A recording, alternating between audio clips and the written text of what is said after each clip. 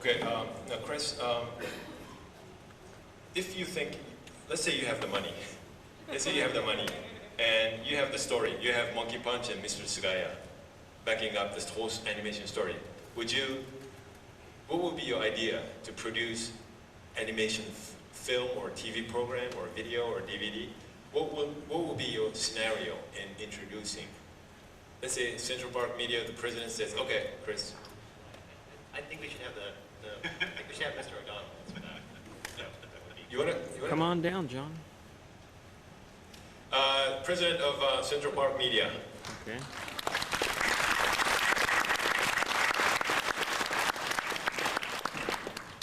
The jury calls John O'Donnell to the... I have a simple answer to that. What would we want to produce? We'd want to produce a movie that made money. We think there's two basic rules to filmmaking. One, make stories people want to see. Two, keep the costs lower than the revenues. As long as it fits into those two rules, we've got a movie-making process here. Okay, so that's very easy. So if it's profitable, you do it, right? Yeah. I think when you're asking a question like that, you realize that in America there's a number of different companies and they're all creating different strategies to bring to the American market Japanese animation. And if you laid out what the landscape looks like, on one end you have the very big players who have massive potential to almost revolutionize the delivery of anime in America. This would be your Warner Brothers with Warner Brothers Network. It would be Fox with Fox Family. It would be the cable guys with Cartoon Network and Sci-Fi Network, Sci-Fi Channel, things of that nature. Those particular companies, though, are not the leaders in anime. Who are the leaders in anime? They're the small independent companies. Ourselves, Animego, AD Vision, Urban Vision, the Manga Entertainment. These were the small companies who launched the market 10 to 12 years ago. Now, since then, of course, intermediate companies like Bandai Pioneer, Shogakukan's Viz have entered the business. And when you look at this, you have to realize that what happened here is a very simple case where Japanese animation appealed to a niche market that grew up with watching the occasional Robotechs, the Voltons, Transformers, things like that in the 60s, 70s, 80s. The market was too small for large overhead companies like networks, ABC, NBC.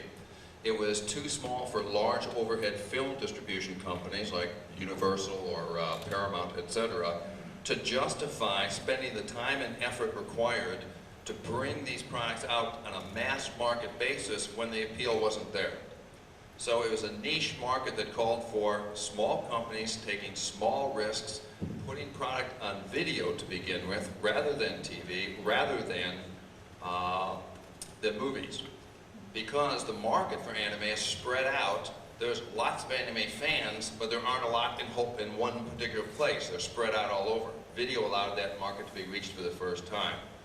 Now, after the first 5 years or so of the 90s, suddenly people said, hey, you know, the San Diego Comic-Con's got a lot of people watching anime. This thing called Anime Expo seems to have a lot of people coming each year. There's more, this grassroots movement is sort of popping up.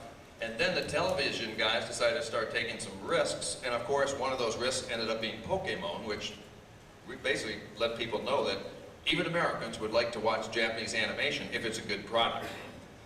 Now we're at the point where the bigger boys are willing to take more gambles, as you saw Miramax do by releasing Princess Mononoke.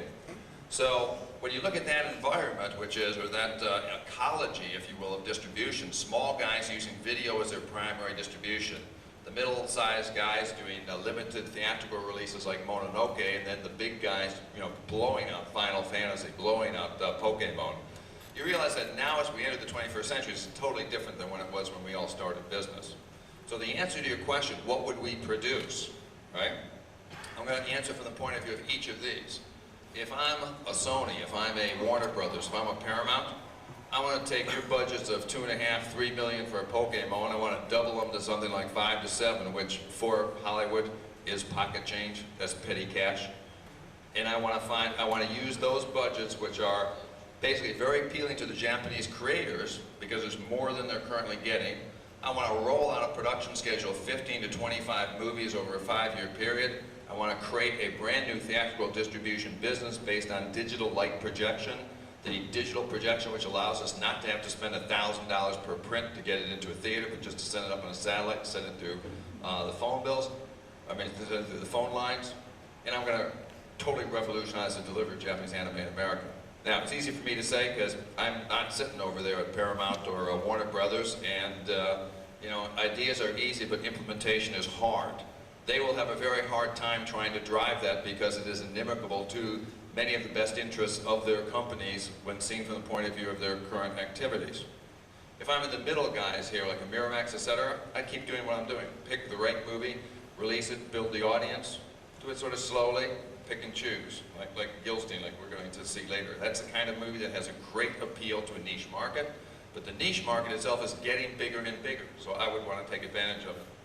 Now, unfortunately, since we're over here as one of the small indies, what would I do? I'd probably, you know, talk to Mr. Sugaya and say, let's make it as cheap as possible and save as much money as possible, not spend too much money on advertising so we don't go bankrupt if it doesn't work. So I hope that gives you a flavor for how the different players in the market are probably looking at this very important question. And your company has an open position? You're hiring somebody right now? We're always looking for good people. They're in New York. Okay, going back to the from the story point of view, Monkey Punch. What is your dream on? You were talking. We were talking yesterday over the dinner about he wants to create something very interesting, not targeting for the Japanese consumers, but he was saying that he would love to do a joint production with U.S. companies or anybody who would come up with the same scenario in the future. What can you explain to us about that? OK。いや、アメリカの会社というよりね、これもかなりもう前から考えてたんですけども、このサンディエゴのコミックコンベンションに出席、初めて出たのがもう大体25年ぐらい前なんですよね。でそれ何のために出たかというと、そのアメリカのコミックアーティストの人たちといろいろ交流したいっていうのが、一番の目的だったわけです。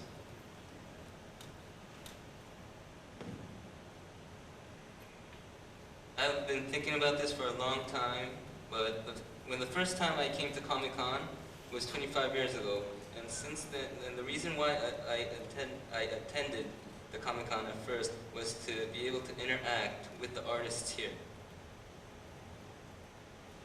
1982年にインクポット賞を行ってるんですけど、おそらく知ってる人いないんじゃないかと思いますけども、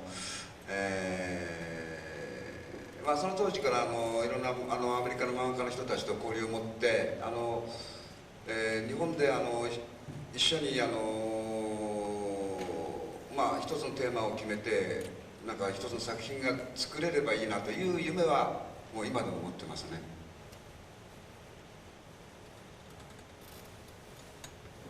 In 1982, I received the Inkpot show, which I believe no one is familiar of. And since then, I've dreamed to create an animation with the people here.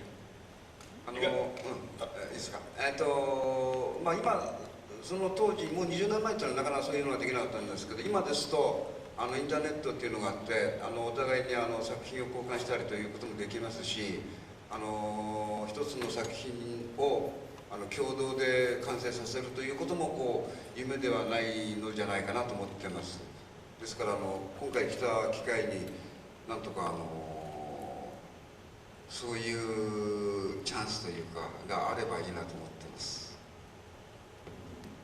It was hard to do such a thing 20 years ago, but since in the present we have the internet, so it shouldn't be that hard.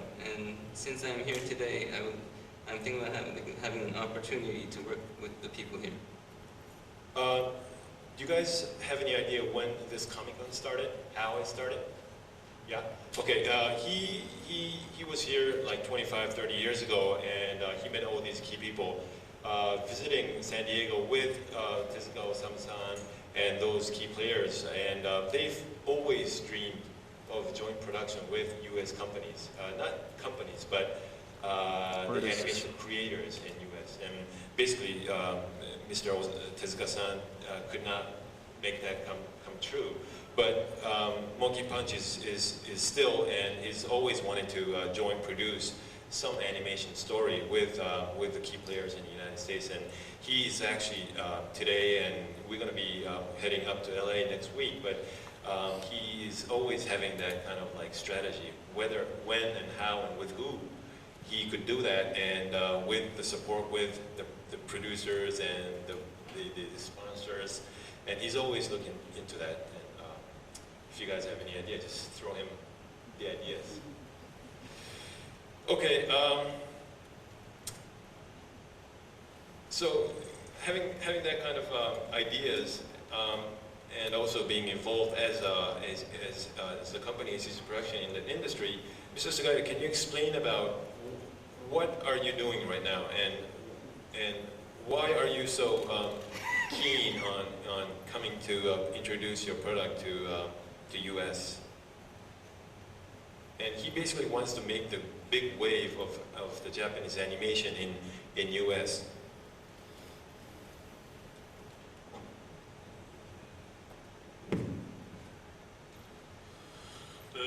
作品を通して、ワールドワイズに通用するものとしては、まずアニメーションにしても映画にしても面白い本がなければならない。日本人が、原作を書いてシナリオを書いてそれだけで日本の中で流通するんであればいいんですけれども、日本のアニメーションをワールドワイズに持っていこうとすると、原作シナリオから要するにワールドワイズに通用するストーリーにしていかなきゃならない。またそれに沿ってキャラクターも一人のキャラクターデザイナーだけじゃなくて北米の皆様のデザインしたキャラクターを入れながらワールドワイズに通用するものが欲しい。ちなみに今回はギルステインという、作品を我々は作りました。これに関してもやっぱり、制作費と動画枚数が制限されておりますので、クリーチャーはすべて 3DCG のコンピューターで全て仕上げました。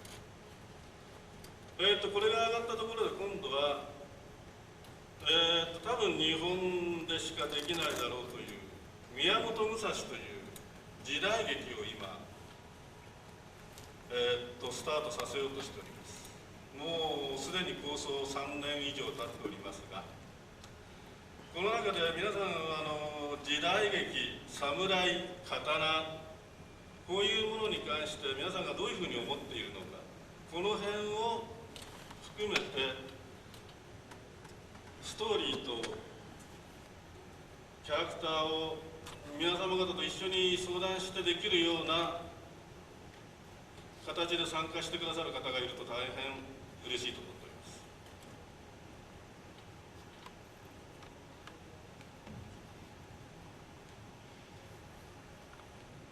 Through production, the most important thing with anime and also movie is a good script. To have the Japanese anime diffuse into the worldwide, internationally, well, the script and the content is most important, and it must be accepted internationally. We have created a new movie called GuilStein. Since the cost of production was very limited, we had to create the monsters in 3D animation. And now we are in the middle of production of a historical anime called Miyamoto Musashi. We've been working on this for 3 years, and now I'd like to discuss how everybody feels about samurais, the Japanese sword, the katana, and the historical events that took place in Japan here today. Chris, what do you think about that? Do you think, bringing in the combination of samurai and I think Monkey Punch we're going to be introducing this later, but they have, that's what their strategy, what the idea is. I'm more concentrated on manga in my company, and we are trying to represent all genres of Japanese about Jubei, which would be a really a fabulous comic. I've just gotten the license for that, and I think that'll be successful because that genre is not only interesting to Americans because of its action, but especially with the manga and anime fans in America, there's more and more interest in Japanese culture and history, and it's become more and more the case that when people say something is too cultural, that's no longer a barrier to selling it in at least the American fan-based community in the United States, because they're really aware of Japanese culture and history and educate themselves about it. So I think that's a barrier we can cross a lot more easily than in the past. I'd like to agree with Chris on that, and I think it goes right to what Mr. Sugaya said about the necessity for a good story. We are often asked by our Japanese licensors and co-production partners questions such as, gee, they're wearing samurai clothes. Will Americans relate to that? Or questions such as, instead of a gun, they're using a sword. Is that something that will be a problem? And my answer is always the same. If it is a good story, if there are clear, characterizations of people that make you interested in them, you either want to be one, or you want to kill them if it's a bad guy, or you want to fall in love with them if it's the girl or the guy or something. As long as there's a strong human relationship to the characters with an exciting story, it doesn't make any difference what time zone the story is placed in. It doesn't make any difference what clothes they're wearing. If you look at a movie like Kurosawa's Seven Samurai, right? You don't say this was successful because it was about a bunch of guys running around in bathrobes and swords. You say this was an incredible movie because of the incredible drama that was brought to the screen.